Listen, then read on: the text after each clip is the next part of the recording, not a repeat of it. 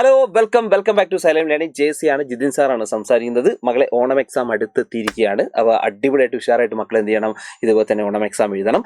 അതിലേക്ക് ഏറ്റവും നിങ്ങൾക്ക് സപ്പോർട്ടീവായിട്ടുള്ള കുറച്ച് ഇമ്പോർട്ടൻ്റ് ആയിട്ടുള്ള ജോഗ്രഫി ഭാഗത്തു നിന്ന് വരുന്ന ചില ക്വസ്റ്റ്യൻസും അതിൻ്റെ ആൻസേഴ്സുമാണ് നമ്മൾ എന്ത് ചെയ്യുന്നത് ഈ വീഡിയോയ്ക്കകത്ത് ഡിസ്കസ് ചെയ്യാൻ പോകുന്നത്. എനിക്ക് ആദ്യം തന്നെ പറയാനുള്ളൊരു കാര്യം മക്കളെ, ഡോക്ടേഴ്സ്, എഞ്ചിനീയേഴ്സ് ഒക്കെ വലിയ പ്രൊഫഷൻസ് ഒക്കെ നിങ്ങൾ സ്വപ്നം കാണുന്ന ആളുകളാണെങ്കിൽ നിങ്ങൾക്കൊരു അടിപൊളിയായിട്ടൊരു ഓഫർ സൈലം നൽകുകയാണ്. അത് വേറൊന്നുമല്ല, ഈ ഒരു സെപ്റ്റംബർ 13 സൈലം എന്ത് ചെയ്യുന്നുണ്ട്, ഒരു പ്രധാനമായിട്ട് ഒരു ഓഫ്ലൈൻ സെൻറ്ററുകളിലൊക്കെ വെച്ചിട്ട് ഒരു നെസ്റ്റ് എക്സാം എന്ന് പറഞ്ഞൊരു എക്സാം എന്ത് ചെയ്യുന്നുണ്ട്, ഇതുപോലെ തന്നെ നടത്തുന്നുണ്ട്. നെസ്റ്റ് എക്സാം കേട്ടോ. ഈ എക്സാമിനകത്ത് നിങ്ങൾക്ക് വലിയ മാർക്ക് കിട്ടി, നിങ്ങൾക്കതിൽ ക്വാളിഫൈ ആയി കഴിഞ്ഞാൽ നിങ്ങൾക്ക് സൈലത്തിൻ്റെ സ്കൂളുകളിൽ സൗജന്യമായിട്ട് പഠിക്കാനുള്ള ഒരു അവസരമാണ്. അപ്പോൾ ചെറിയ ക്ലാസ് മുതലേ തന്നെ ഞാൻ പറഞ്ഞല്ലോ, ഇതുപോലെ തന്നെ നിങ്ങൾക്ക് ബേസിക് ആയിട്ടുള്ള കാര്യങ്ങളൊക്കെ പഠിച്ച് ഒരു ഡോക്ടർ, എഞ്ചിനീയർ പോലുള്ള വലിയ മേഖലകളിലേക്ക് നിങ്ങൾക്ക് എന്ത് ചെയ്യാൻ എത്താൻ പറ്റും. ഇത് വലിയൊരു അവസരമാണ്. അപ്പോൾ എല്ലാ ആൾക്കാരും എന്ത് ചെയ്യുക, മുകളിൽ കാണുന്ന QR കോഡ് പെട്ടെന്ന് സ്കാൻ ചെയ്യുക, രജിസ്റ്റർ ചെയ്യുക. അപ്പോൾ നമുക്ക് ഏറ്റവും പ്രധാനമായിട്ട് നോക്കാനുള്ളത് climatic regions and climate change, കാലാവസ്ഥാ മേഖലകളും കാലാവസ്ഥാ മാറ്റവും എന്നുള്ള ചാപ്റ്ററിനകത്ത് ഏറ്റവും ഇമ്പോർട്ടൻ്റ് ആയിട്ട് നമ്മൾ പഠിച്ചു വെക്കേണ്ടതാണ്.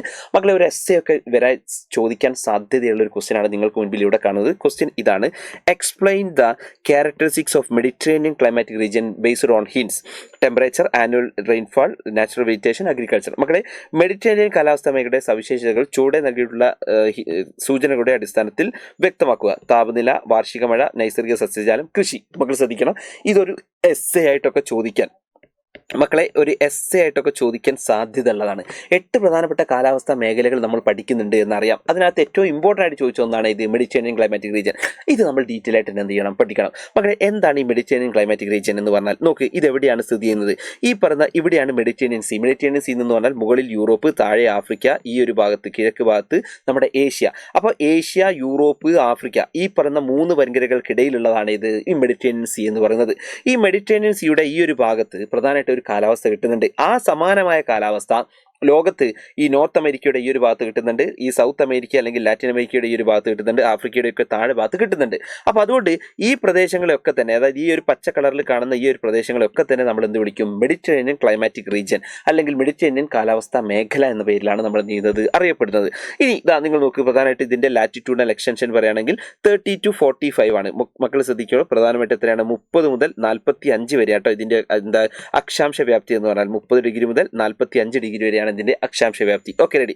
ഇനി ഏറ്റവും പ്രധാനമായിട്ടും ഇത് നിങ്ങൾ നോക്കി, ഒരു കടൽ തീരത്തൊക്കെയുള്ള ഒരു കാലാവസ്ഥയാണ്. അപ്പോൾ കടൽ തീരത്തൊക്കെയുള്ള കാലാവസ്ഥ എന്ന് പറഞ്ഞാൽ ഒരു മോഡറേറ്റ് ക്ലൈമറ്റ് ആയിരിക്കും, അതായത് മിതമായ ഒരു കാലാവസ്ഥയായിരിക്കും. നിങ്ങളെ മനസ്സിലേക്ക് വരണം എങ്ങനെയാണ് കടൽ തീരത്തൊക്കെയുള്ള കാലാവസ്ഥ എന്നുള്ളത്. ബീച്ച് സൈഡിലൊക്കെ എങ്ങനെയാണെന്ന് ആലോചിച്ചാൽ മതി. അത്തരത്തിലേക്കുള്ളൊരു കാലാവസ്ഥയാണ്. അപ്പോൾ നിങ്ങൾ ശ്രദ്ധിക്കുക, ഇവിടെ മെയിനായിട്ട് കാണുന്നത് ഡ്രൈ സമ്മേഴ്സ്, അതുപോലെ ഹ്യൂമിഡ് വിന്റേഴ്സ് അവിടെ ഉണ്ട് അല്ലേ. വരണ്ട വേനൽക്കാലവും ആർദ്ര ശൈത്യകാലവും എന്ത് ചെയ്യുന്നുണ്ട്, ഇവിടെ അനുഭവപ്പെടുന്നുണ്ട്. ശൈത്യകാലം അനുഭവപ്പെടുന്ന പ്രദേശമാണ് കേട്ടോ. അപ്പോൾ ഇവിടെ ഈ പറഞ്ഞ ടെമ്പറേച്ചർ, അതായത് ഈ പറഞ്ഞ സമ്മർ സീസണിലാണെങ്കിൽ, അതായത് വേനൽക്കാലത്താണെങ്കിൽ ഏറി വന്നാൽ 20 to 25 ആണ്. ഞാൻ അതേ പറഞ്ഞു, ഒരു കടൽ തീരത്തിനോട് അടുത്ത സ്ഥലമാണ്. കടൽ തീരത്തിനോട് അടുത്ത സ്ഥലം എന്ന് പറയുമ്പോൾ അവിടെ ചൂട് എന്ന് പറഞ്ഞാൽ ഓവർ ചൂടൊന്നും ഉണ്ടാവില്ല, എപ്പോഴും ഒരു മിതമായ ഒരു കാലാവസ്ഥയായിരിക്കും. അപ്പോൾ അവിടെയുള്ള കാലാവസ്ഥ, അതിലെ നിങ്ങളൊരു ബീച്ച് സൈഡിലൊക്കെ നിങ്ങൾ ആലോചിച്ച് നോക്കുക, ഒരു നട്ടുച്ച ബീച്ചിലൊക്കെ പോയി കഴിഞ്ഞാൽ നമുക്ക് അവിടെ നിൽക്കാൻ പറ്റും, കാരണം എപ്പോഴും കാറ്റുണ്ടാവുമല്ലോ. അപ്പോൾ അതുകൊണ്ട് ബീച്ചിൽ എപ്പോഴും നമുക്ക് നിൽക്കാൻ പറ്റും. അപ്പോൾ അതുകൊണ്ട് മോഡറേറ്റ് ആണ് അല്ലേ, എപ്പോഴും മിതമായ കാലാവസ്ഥയാണ്. അതുകൊണ്ടാണ് നിങ്ങൾ നോക്കിയോ, സമ്മറിൽ ഏറി വന്നാൽ എത്രയേ വരുന്നുള്ളൂ, 20 to 25 ഡിഗ്രി സെൽഷ്യസ് എന്ത് ചെയ്യുന്നുള്ളൂ, അവിടെ വരുന്നുള്ളൂ കേട്ടോ. ടെമ്പറേച്ചർ അത്രേ വരുന്നുള്ളൂ കേട്ടോ. അപ്പം 20 മുതൽ 25 ഡിഗ്രി വരെ താപനില മാത്രമേ ഇവിടെ വരുന്നുള്ളൂ, വേനൽക്കാലത്ത് വരുന്നുള്ളൂ. ഓക്കെ, ഇനി ശൈത്യകാലത്താണെങ്കിൽ, എപ്പോൾ വിന്ററിലാണെങ്കിൽ നിങ്ങൾ നോക്ക്, 10 ഡിഗ്രി to 16 ഡിഗ്രിയാണ്. 10 ഡിഗ്രി മുതൽ 16 ഡിഗ്രി വരെയാണ് എന്ത് ഏറ്റവും ഉയർന്ന താപനില. അതായത് വേനൽക്കാലാണെങ്കിൽ എത്ര വരും, 10 മുതൽ 16 വരെ പോട്ടോ. അപ്പോൾ അത്യാവശ്യം നല്ല തണുപ്പ്, മഞ്ഞൊക്കെ വീഴുന്ന ഒരു സ്ഥലം കൂടിയാണ് ഇത്, ഈ സ്ഥലം എന്ന് ആലോചിച്ചോളൂ കേട്ടോ. അപ്പോൾ ഇതാണ് മെഡിറ്ററേനിയൻ ക്ലൈമാറ്റിക് റീജിയൻ. ഇനി മക്കൾ ശ്രദ്ധിക്കുക, ഞാൻ പറഞ്ഞല്ലോ അത്യാവശ്യം നല്ല തണുപ്പായിട്ടുള്ള സ്ഥലമാണ്. ഇപ്പോൾ നിങ്ങൾ യൂറോപ്പൊക്കെ നിങ്ങൾ നോക്കിയാൽ അത്യാവശ്യം നല്ല മഞ്ഞ് വീഴ്ചയും ഒക്കെ ഉള്ളൊരു സ്ഥലം തന്നെയാണ്.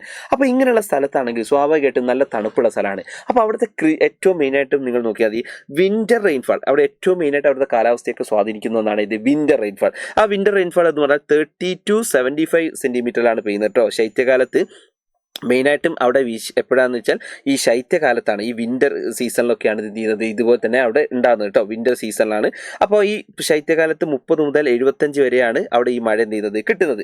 അപ്പോൾ ഈ ശൈത്യകാല മഴയിൽ ഏറ്റവും കൂടുതൽ ഉണ്ടാകുന്ന ആ ഒരു സമയമാണ്, അതായത് കൃഷിയൊക്കെ ഏറ്റവും കൂടുതൽ ഉണ്ടാകുന്നത് ഈ സമയത്താണ്. അപ്പോൾ ഏറ്റവും കൂടുതൽ വിന്റർ ക്രോപ്സുകൾ, അതായത് ഈ പറയുന്ന ശീതകാല വിളകൾ ഏറ്റവും കൂടുതൽ കൃഷി ചെയ്യുന്നത് ഈ സമയത്താണ്. ശീതകാല വിളകൾ ഈ സമയത്തൊക്കെയാണ് കൃഷി ചെയ്യുക. അപ്പോൾ മക്കൾ ശ്രദ്ധിക്കണം, അവിടെ ഏറ്റവും കൂടുതൽ വളരുന്നത് ശീതകാല വിളകളാണ്. അപ്പോൾ നിങ്ങൾ ആലോചിച്ച് നോക്കുക, ശീതകാല വിള എന്ന് പറഞ്ഞു കഴിഞ്ഞാൽ അത്യാവശ്യം നല്ല തണുപ്പൊക്കെ ഉള്ള സ്ഥലങ്ങളിൽ ഉണ്ടാകുന്ന സ്ഥലങ്ങൾ, അതായത് തണുപ്പ് വേണം, തണുപ്പുണ്ടെങ്കിലാണ് ഇത് നന്നായിട്ട് എന്ത് ചെയ്യാണ്ടാവുക. അപ്പം നമ്മൾ ഈ പറഞ്ഞ ഫ്രൂട്ട്സ്, വെജിറ്റബിൾസ്, ഇങ്ങനത്തെ സാധനങ്ങളിലെ മക്കളെ, ഇതൊക്കെയാണ് ശീതകാലം. മക്കളെ ശ്രദ്ധിക്കുക, ഈ യൂറോപ്പിലൊക്കെ ഉള്ള ആൾക്കാരൊക്കെ നിങ്ങൾ നോക്കിയാൽ അവരുടെ ഭക്ഷണത്തിനകത്ത് അവർ ഏറ്റവും കൂടുതൽ ഈ പറഞ്ഞ ഫ്രൂട്ട്സ്, വെജിറ്റബിൾസ്, ഇലക്കറികൾ, ഇങ്ങനത്തെ സാധനങ്ങളൊക്കെയാണ് കൂടുതലാവുക അല്ലേ. ഇപ്പം നമ്മളൊക്കെ ആണെങ്കിൽ ഈ പറഞ്ഞ അരി ആഹാരങ്ങളാണ് കൂടുതലും കഴിക്കുന്നതെങ്കിൽ നമ്മളെക്കാളൊക്കെ വിഭിന്നമായിട്ടാണ് അവർക്ക് ഒരു സൈഡ് മാത്രമാണ് അല്ലേ. നമ്മളിപ്പോൾ ചോറിന് ഒരുപാട് ചോറുണ്ടാവും, അതിനകത്ത് കുറച്ച് വെജിറ്റബിൾസ് ആണ്. പക്ഷേ യൂറോപ്പിലൊക്കെ നേരെ തിരിച്ചാണ് അല്ലേ, വെജിറ്റബിൾസ് സാധനങ്ങൾ അതിൻ്റെ ഒരു ചെറിയൊരു പോർഷൻ മാത്രമാണ് അവർ എന്ത് ചെയ്യുക, അവർ റൈസ് കഴിക്കുക. അപ്പോൾ മക്കൾ മനസ്സിലാക്കി വെക്കുക, എന്തുകൊണ്ട് എന്ന് ചോദിച്ചു കഴിഞ്ഞാൽ അവിടെ ഇത്തരത്തിലേക്കുള്ള വിൻ്റർ ക്രോപ്സുകളൊക്കെയാണ് കൂടുതലായിട്ടും കിട്ടുന്നത്, ഇത്തരത്തിലേക്കുള്ള ഫ്രൂട്ട്സും വെജിറ്റബിൾസും ഒക്കെ കൂടുതലായിട്ട് കിട്ടുന്നുണ്ട്, അതുകൊണ്ടാണ്. അപ്പോൾ നിങ്ങൾ ആലോചിച്ച് നോക്കൂ, ഈ അവിടെ ഏറ്റവും മെയിനായിട്ട് ഈ പറയുന്ന മഴയൊക്കെ എത്തിക്കുന്നതാണ് വെസ്റ്റർലൈസ്, പശ്ചിമവാദങ്ങളാണ് അവിടെ എന്ത് ചെയ്യുന്നത്, മഴ എത്തിക്കുന്നത് കേട്ടോ. അവിടുത്തെ വിൻ്റർ റെയിൻഫാൾ എത്തിക്കുന്നതായിട്ടാണ് വെസ്റ്റർലൈസ് ആണ്. നമ്മൾ പഠിച്ചിട്ടുണ്ടല്ലോ ഈ പറയുന്ന പെർമനന്റ് വിൻസിൽ സ്ഥിരവാദങ്ങളിൽ പെട്ടതാണ് ഇത് വെസ്റ്റർലൈസ് അല്ലെങ്കിൽ പശ്ചിമവാദങ്ങൾ, അതാണ് എത്തുന്നത്. ഇനി ഈ സ്ഥലങ്ങളിൽ മക്കളെ ടാൾ എവർഗ്രീൻ ട്രീസ് ഉണ്ട്, അതുപോലെ ഓക്ക്, സിക്കോയ, അതുപോലെ തന്നെ എവർഗ്രീൻ കോണിഫറസ് ട്രീസ് ഉണ്ടായ പൈൻ, ഫിർ, ഷേർബ്സ് ഒക്കെ ഉണ്ട്. ഓക്ക്, സിക്കായ തുടങ്ങിയിട്ടുള്ള ഉയരം കൂടിയ നിത്യഹരിത വൃക്ഷങ്ങളുണ്ട്. പൈന്, ഫിർ തുടങ്ങിയിട്ടുള്ള നിത്യഹരിത സൂപികാക വൃക്ഷങ്ങളും എന്ത് ചെയ്യുന്നുണ്ട്, കാണാൻ വേണ്ടി പറ്റുന്നുണ്ട് കേട്ടോ. അതായത് ഭയങ്കര ഹൈറ്റുള്ള മരങ്ങൾ ശ്രദ്ധിക്കണേ. ഭയങ്കര ഹൈറ്റ് എന്ന് പറഞ്ഞാൽ കണ്ടോ, ഇവിടെയുള്ള ഒരാളെ നിങ്ങൾ നോക്കിയത് അത്രേ വലുപ്പമുള്ളൂ, അതൊരു ആളത്രേ വലുപ്പമുള്ളൂ. അതേപോലെ തന്നെ സൂപികാഗ്രമായിട്ടുള്ള കോണിഫറസ് ട്രീസും അവിടെ എന്ത് ചെയ്യുന്നുണ്ട്, കാണാൻ വേണ്ടി പറ്റുന്നുണ്ട്.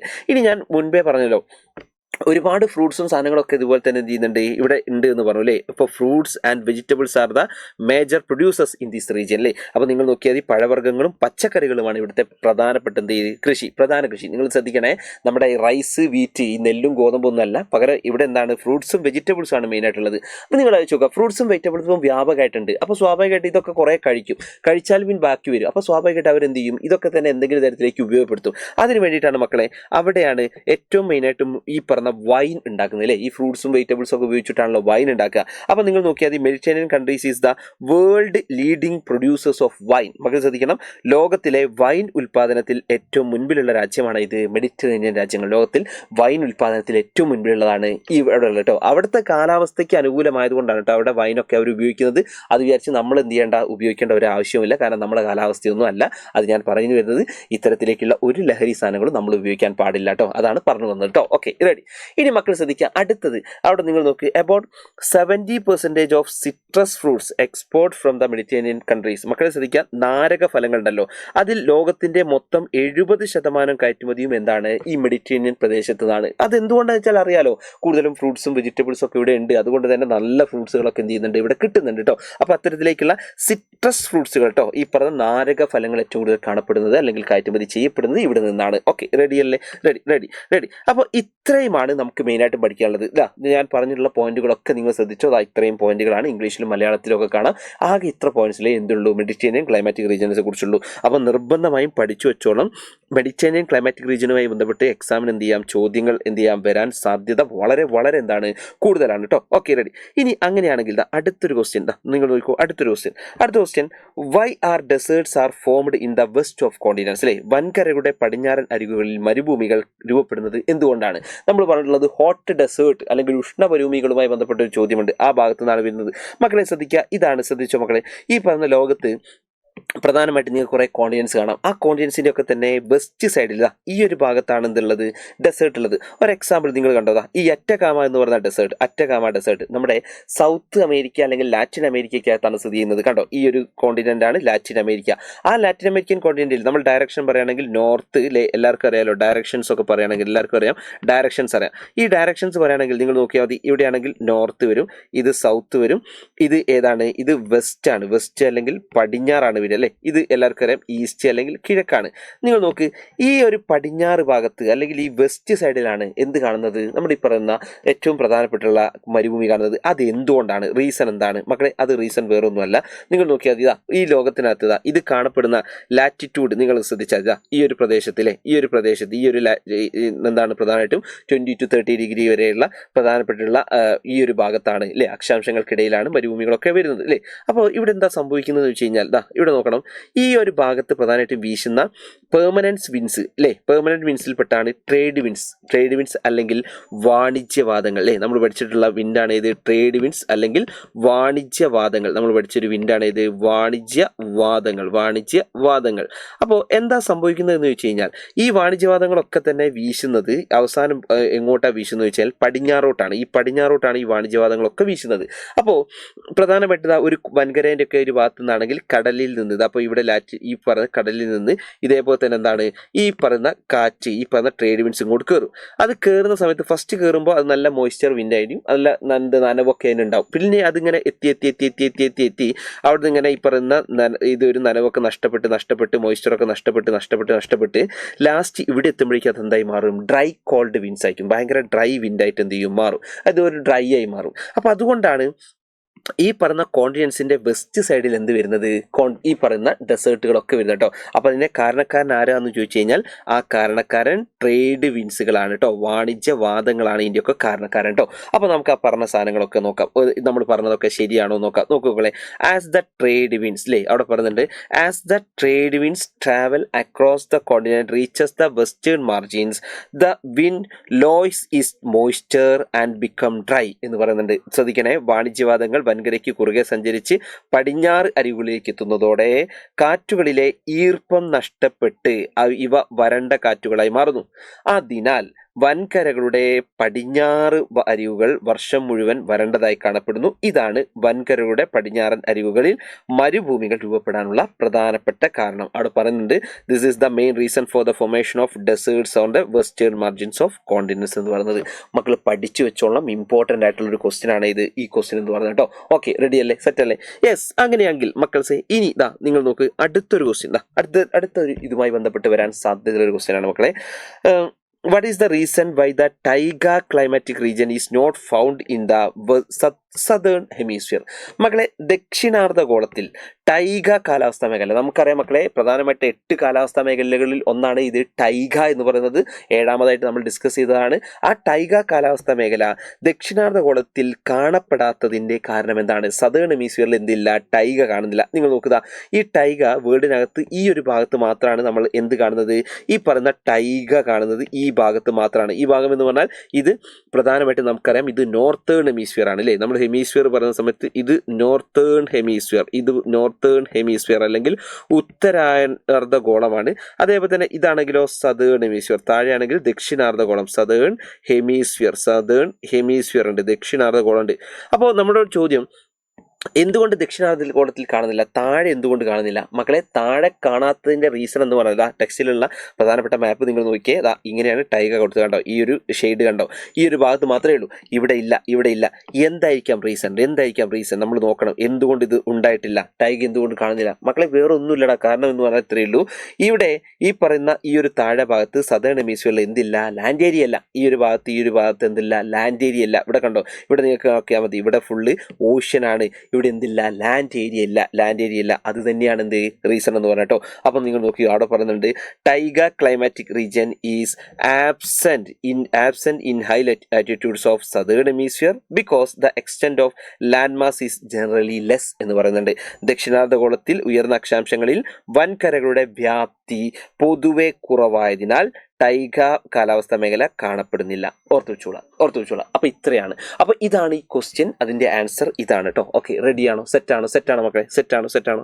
അങ്ങനെയാണെങ്കിൽ മക്കളെ, ഒരു 2 ക്വസ്റ്റ്യൻസ് കൂടി നമുക്ക് എന്ത് ചെയ്യാം, ജസ്റ്റ് ഒന്ന് പറയാം. അത് പറയാൻ പോകുന്നത് വേറൊന്നുമല്ല, പ്രധാനമായിട്ട് ഈ പറയുന്ന നമ്മുടെ ഏറ്റവും ഇമ്പോർട്ടൻ്റ് ആയിട്ടുള്ള ചാപ്റ്റർ ഉണ്ടല്ലോ, social analysis through sociological imagination എന്ന് പറയുന്ന ചാപ്റ്റർ ഉണ്ട്. സാമൂഹിക വിശകലനം സമൂഹശാസ്ത്ര സങ്കല്പത്തിലൂടെ ഈ ചാപ്റ്ററിനകത്ത് ചോദിക്കാൻ സാധ്യതയുള്ള ഒരു 2 ക്വസ്റ്റ്യൻസ് ആണ്. അതിലെ ഒരു ക്വസ്റ്റ്യൻ മക്കളെ നോക്ക്, ക്വസ്റ്റ്യൻ ഇതാണ്: what are the ways in which common sense knowledge develop? സാമാന്യ ബോധജ്ഞാനം ഉണ്ടാകുന്നത് എങ്ങനെയൊക്കെയാണ് സാമാന്യ ബോധജ്ഞാനം ഉണ്ടാകുന്നത്? മക്കളെ, നമ്മൾ പഠിച്ചിട്ടുണ്ട് സാമാന്യ ബോധജ്ഞാനം എങ്ങനെയൊക്കെയാണ് ഉണ്ടാകുന്നത് വെച്ച് കഴിഞ്ഞാൽ, ഒന്ന് പേഴ്സണൽ എക്സ്പീരിയൻസിലൂടെയാണ് അല്ലേ, നമ്മുടെ പേഴ്സണൽ എക്സ്പീരിയൻസിലൂടെ, അനുഭവത്തിലൂടെ. അതൊന്ന്. Second one observation, through the observation, general observation, പൊതു നിരീക്ഷണത്തിലൂടെ എന്ത് ചെയ്യുന്നുണ്ട്, ഉണ്ടാകുന്നുണ്ട്. നെക്സ്റ്റ് വൺ നിങ്ങൾ നോക്ക്, ത്രൂ നോംസ് ആണ്, വഴക്കങ്ങളിലൂടെ എന്ത് ചെയ്യുന്നുണ്ട്, ഉണ്ടാകുന്നുണ്ട്. നെക്സ്റ്റ് വൺ പ്രാക്ടീസസ് ആണ്, ശീലങ്ങളിലൂടെ ഉണ്ടാകുന്നുണ്ട്. ലാസ്റ്റ് വൺ ബിലീവ്സ് അല്ലെങ്കിൽ വിശ്വാസങ്ങളിലൂടെ. അപ്പോൾ പഠിച്ചു വെച്ചോ, കോമൺ സെൻസ് നോളജ് എങ്ങനെയൊക്കെ ഉണ്ടാകുന്നുണ്ട് വെച്ച് കഴിഞ്ഞാൽ എക്സ്പീരിയൻസിലൂടെ, പ്രധാനപ്പെട്ട എക്സ്പീരിയൻസ് അല്ലെങ്കിൽ അനുഭവത്തിലൂടെ, അതേപോലെ തന്നെ മക്കളെ ഒബ്സർവേഷൻ അല്ലെങ്കിൽ നിരീക്ഷണത്തിലൂടെ, അതുപോലെ നോംസ് അല്ലെങ്കിൽ പ്രധാനമായിട്ട് എന്താണ് ഈ പറഞ്ഞ വഴക്കങ്ങളിലൂടെ, പ്രാക്ടീസസ് അല്ലെങ്കിൽ ശീലങ്ങളിലൂടെ, ബിലീവ്സ് അല്ലെങ്കിൽ വിശ്വാസങ്ങളിലൂടെ, ഇങ്ങനെയൊക്കെ എന്ത് ചെയ്യുന്നുണ്ട്, ഉണ്ടാകുന്നുണ്ട്. ഇത് എന്ത് ചെയ്യുക, പഠിച്ചു വെച്ചോളൂ കേട്ടോ. ഓക്കെ, റെഡി അല്ലേ, സെറ്റ് അല്ലേ?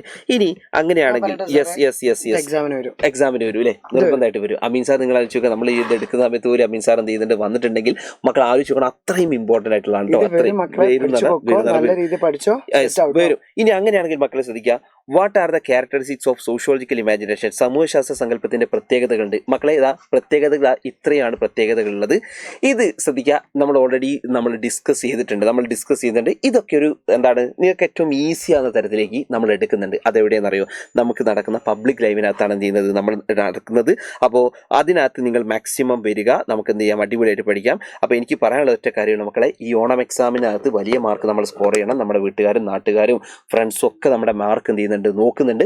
അപ്പോൾ നിങ്ങൾ ഇതുവരെ നിങ്ങൾ നല്ല സിസ്റ്റമാറ്റിക് ആയിട്ട് നിങ്ങൾ പഠിച്ചിട്ടില്ല എന്ന് നിങ്ങൾക്ക് തോന്നുന്നുണ്ടെങ്കിൽ, ഞാൻ പറയുന്നത് എക്സാമിന് മാർക്ക് കുറഞ്ഞിട്ട് നിങ്ങൾ ആലോചിച്ചിട്ട് കാര്യമില്ല, അതിനുവേണ്ടി നിങ്ങൾ ആലോചിക്കണം. അങ്ങനെയാണെങ്കിൽ നിങ്ങൾക്കുള്ളൊരു ബെറ്റർ ഓപ്ഷൻ ഉണ്ട്. അത് മറ്റൊന്നല്ല, സൈലത്തിൻ്റെ ഏറ്റവും ഇമ്പോർട്ടൻ്റ് ആയിട്ടുള്ള അസ്ത്ര ബാച്ചാണ്. നിങ്ങൾക്കറിയാം, അസ്ത്ര ബാച്ച് 3.0 സ്റ്റാർട്ട് ചെയ്തിട്ടുണ്ട്. ഇപ്പോഴാണെങ്കിൽ ഫ്രീഡം ഓഫർ ഉണ്ട്, നിങ്ങൾക്ക് വലിയൊരു ഓഫർ ഉണ്ട്. അപ്പോൾ മാക്സിമം എല്ലാ ആൾക്കാരും മുകളിൽ കാണുന്ന നമ്പർ 9995 അല്ലേ, 9995 400 800 എന്ന് പറയുന്ന നമ്പറിൽ കോൺടാക്ട് ചെയ്യുക. അസ്ത്രയുടെ ഭാഗമായി മാറക്കളെ. സോ ലൈവിൽ കാണാം മക്കളെ. ബൈ.